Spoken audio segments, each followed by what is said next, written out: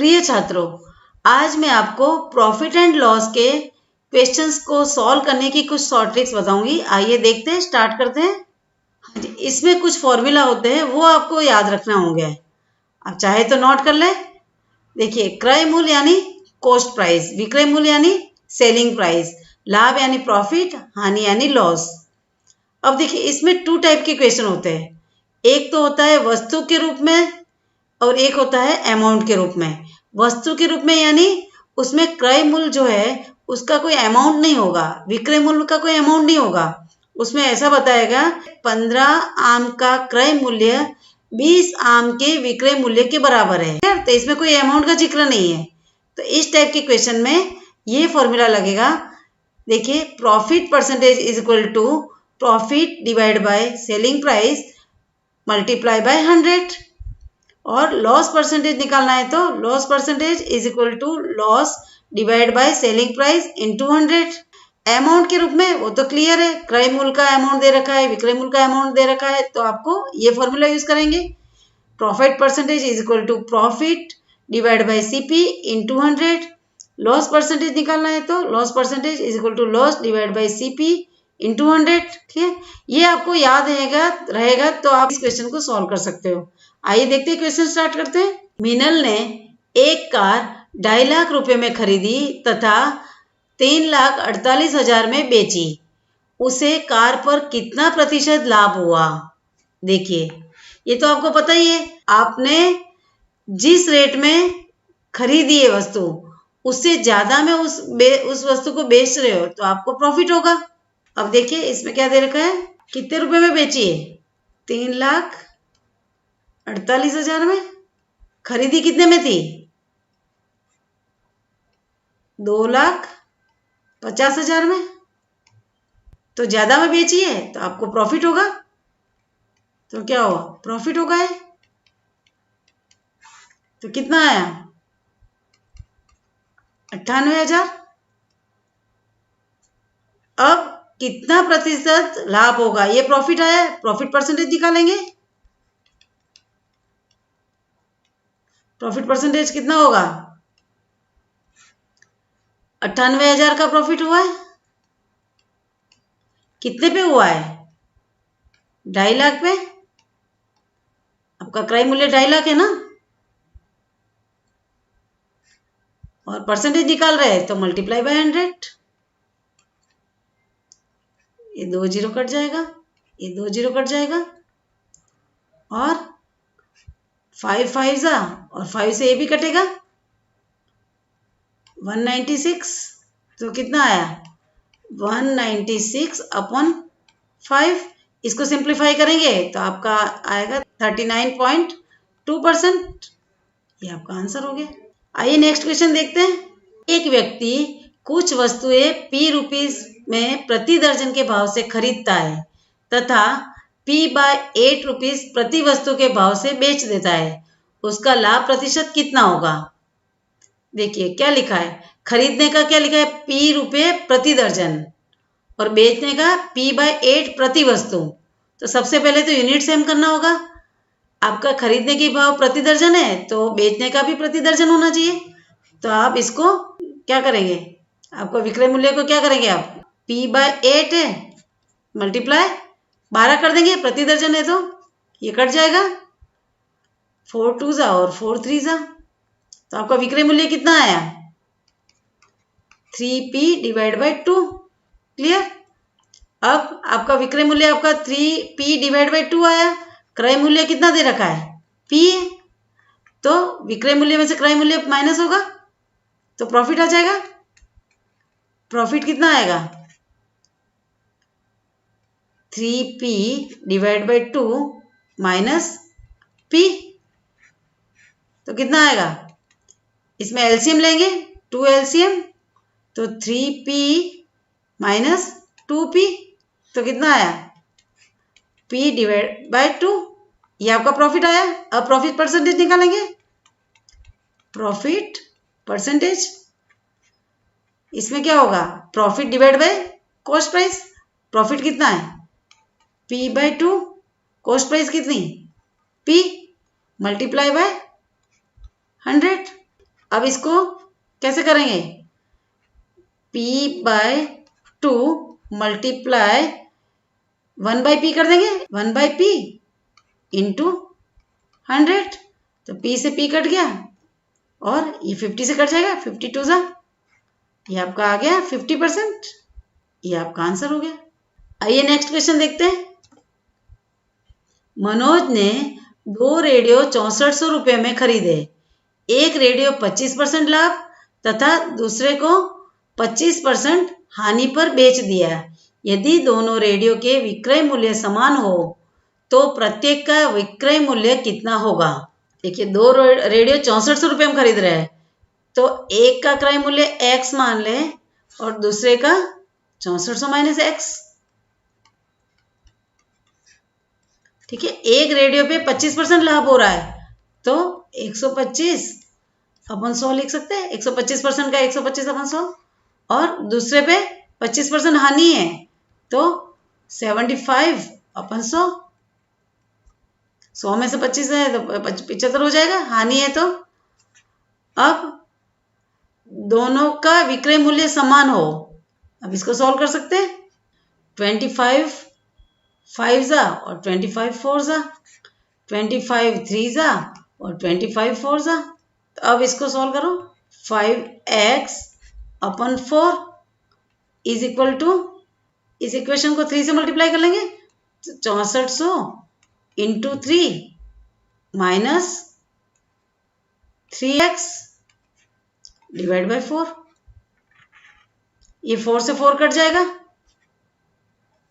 Clear. तो 5x, ये minus 3x है वो इस तरफ आ जाएगा तो ये प्लस हो जाएगा, इज इक्वल टू 6400 इंटू 3। तो x की वैल्यू कितनी आई, x is equal to 6400 into 3, और 5x और 3x है तो 5 प्लस 3 8, तो 8x है तो 8 नीचे आ जाएगा डिवाइड में।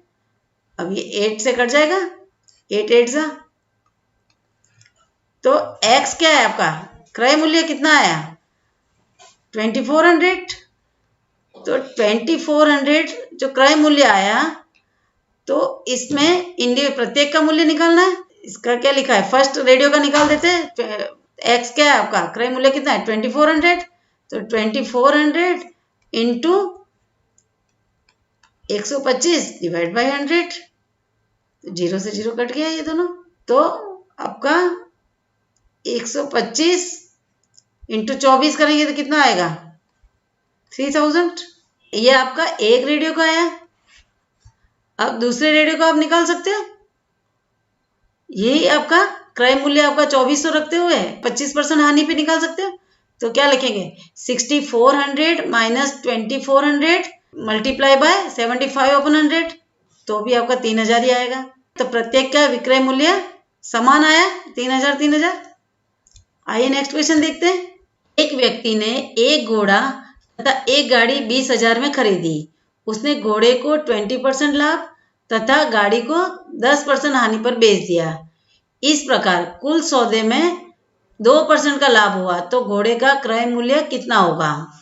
अब देखिए इसमें वैसे ही करना है, दोनों एक गाड़ी और एक घोड़ा दोनों का 20,000 में खरीदी, तो एक घोड़ा है पहले और एक गाड़ी है, तो घोड़ा का क्रय मूल्य x ले लें, तो गाड़ी का कितना होगा 20,000 माइनस x, ये तो क्रय मूल्य हो गया। अब क्या कह रहा, घोड़े को 20% लाभ में, घोड़े को 20% लाभ में और गाड़ी को 10% हानि पे बेच दिया। अब भाई घोड़े का तो 20% लाभ है और गाड़ी को 10% हानि में बेचा है, तो लाभ में से हानि माइनस करेंगे तो नेट प्रॉफिट आएगा। तो नेट प्रॉफिट का क्या किया, कुल सौदे में 2% का लाभ, कुल सौदा कितना था 20,000, उसका 2%, ठीक है, ये 2% लाभ हुआ ना। अब इसको सॉल्व कर सकते हैं। अब देखो क्या बचा है, x/5 माइनस 20,000 माइनस x अपन 10 इज इक्वल टू 400। क्लियर। अब यहाँ 5 और यहाँ 10 है तो ये एलसीएम आएगा। एलसीएम कितना आएगा? 10। अब यहाँ पे यहाँ 2 से मल्टीप्लाई करेंगे तो 2x minus 20,000 minus x is equal to 400। ये देखिए अब 2x, ये माइनस है और ये माइनस है तो माइनस माइनस प्लस हो जाएगा, तो 2x plus x minus 20,000 divide by 10 is equal to 400। अब 10 को इस तरफ ले ले तो 3x हो गया इज इक्वल टू 400 इंटू 10। ये माइनस 20,000 इस तरफ आएगा तो प्लस हो जाएगा, प्लस 20,000। तो x इज इक्वल टू क्या आया? 24,000 डिवाइड बाय 3, ये आ गया आपका 8,000। तो x मीन्स आपका क्रय मूल्य आया, तो 8,000 आपका आंसर हो गया। आइए नेक्स्ट क्वेश्चन देखते हैं। एक व्यक्ति ने एक वस्तु को 25% हानि पर 6,750 में बेची।